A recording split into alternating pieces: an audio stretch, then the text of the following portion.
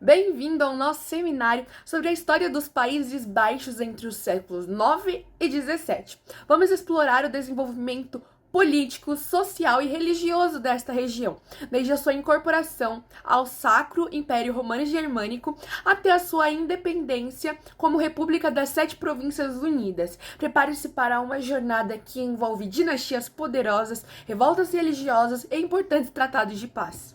A história dos Países Baixos começa com a sua inclusão no Ducado da Borgonha, que existiu entre 880 a 1477.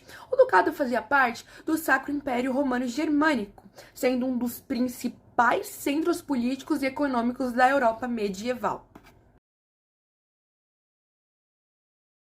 Durante esse período, os governadores de Borgonha expandiram as suas posses, incluindo territórios que abrangem até hoje a Bélgica, Luxemburgo e partes da França.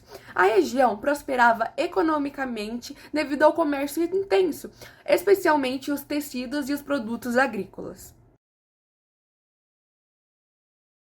O auge do Ducado da Borgonha veio com Carlos, o Temerário, cuja morte em 1477 marcou o início de um período de declínio, seguido pela anexação parcial dos territórios pelo Sacro Império Romano Germânico e pela França.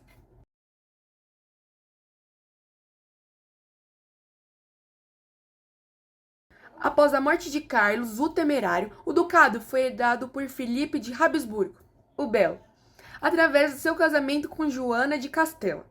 Isso ligou os Países Baixos à poderosa dinastia Habsburgo e, posteriormente, à coroa espanhola. Filipe o Belo teve um papel importantíssimo para manter a unidade política das províncias sob o domínio dos Habsburgos, preparando o caminho para o seu filho, Carlos V, herdar um vasto território que não incluía só os Países Baixos, mas que também a Espanha e o Sacro Império Romano Germânico. As 17 províncias dos Países Baixos representavam uma região com diversidade política e cultural. Cada província tinha o seu próprio governo e as suas próprias leis, mas todas estavam sob o controle da dinastia Habsburgo. Durante esse período, a reforma protestante começou a ganhar força, desafiando o domínio católico da Espanha. A reforma protestante trouxe sérias consequências para a coesão das províncias. As tensões entre católicos e protestantes aumentaram, e as políticas de repreensão religiosa por parte da coroa espanhola geraram ainda mais descontentamento. A tentativa de reprimir o protestantismo pelas mãos de Carlos V e mais tarde pelo seu filho Felipe II plantou a semente da Guerra dos 80 Anos, um conflito que marcaria o futuro das províncias.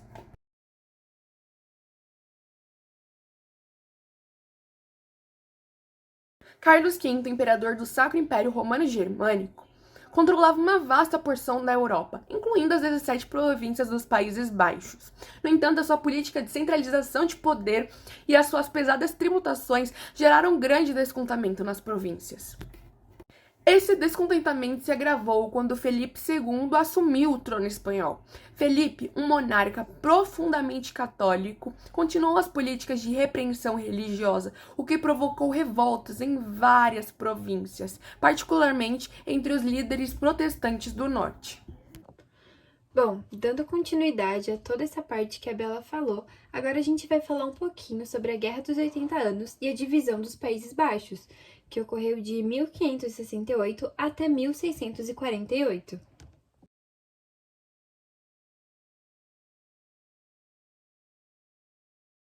Como vocês puderam observar anteriormente, nós deixamos algumas imagens que pudessem retratar os cenários de batalha e revoltas na Guerra dos 80 Anos.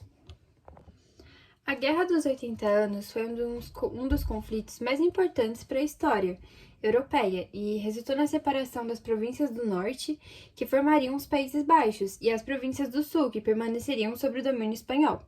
Agora fiquem com a imagem de um mapa mostrando a divisão entre o norte protestante e o sul católico. A União de Utrecht, que ocorreu em 1579, ela consolidou o controle espanhol sobre o sul, enquanto a União de Utrecht uniu as províncias do norte. Vale lembrar que tanto Utrecht quanto Utrecht ocorreram no ano de 1579. Então, como eu já falei, a União de Utrecht, ela uniu as províncias do norte, que se tornariam a República das Províncias Unidas, liderada por Guilherme de Orange. E esse cara, ele foi muito importante para a história. A gente pode considerar que ele foi um dos principais líderes e foi muito importante nesse movimento. O próximo tópico é a União de Utrecht e o nascimento da República das Províncias Unidas, que foi no período entre 1579 até 1581. Fiquem com a imagem, a representação da assinatura da União de Utrecht.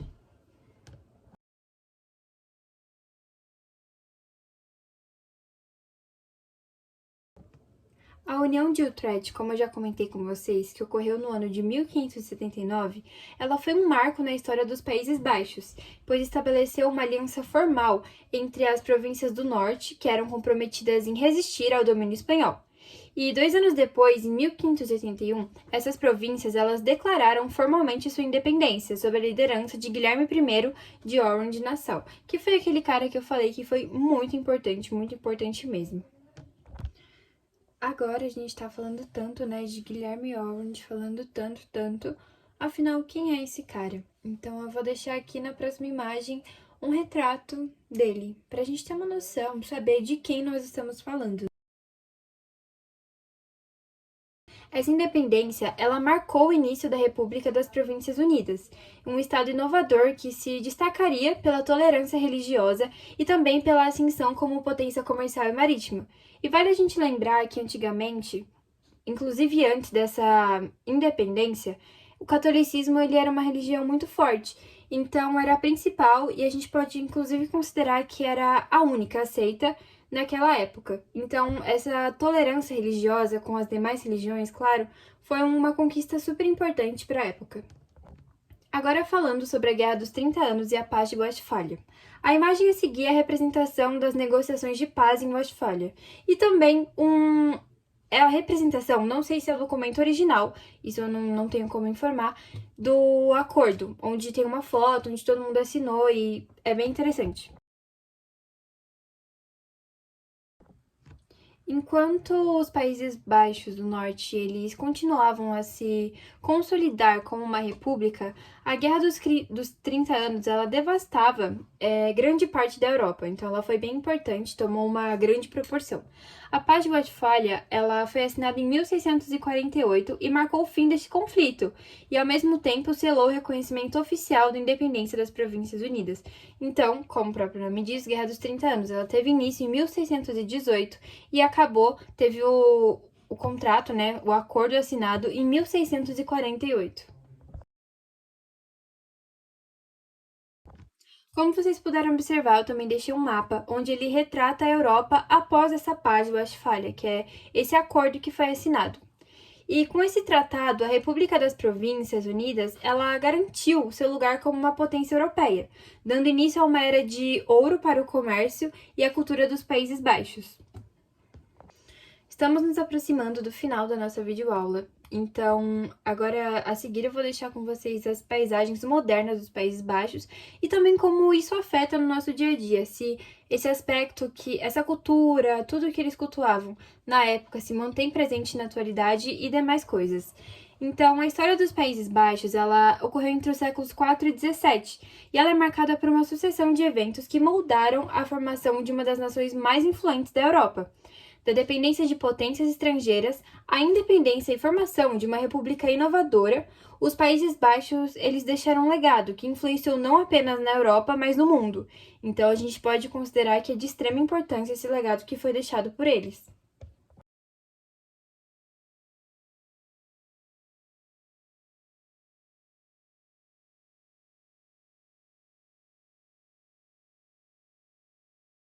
Para fechar o nosso trabalho com chave de ouro, eu e meu grupo a gente trouxe alguns vídeos encontrados em plataformas como o TikTok e YouTube, como a Europa medieval se mantém presente nos dias atuais. Então a gente achou muitos festivais, muitas coisas relacionadas à arquitetura também, e isso é de extrema importância, já que a história ela não fica só no passado, ela é muito importante para a gente entender o presente e ouso dizer que o futuro também, porque pode ser muito importante.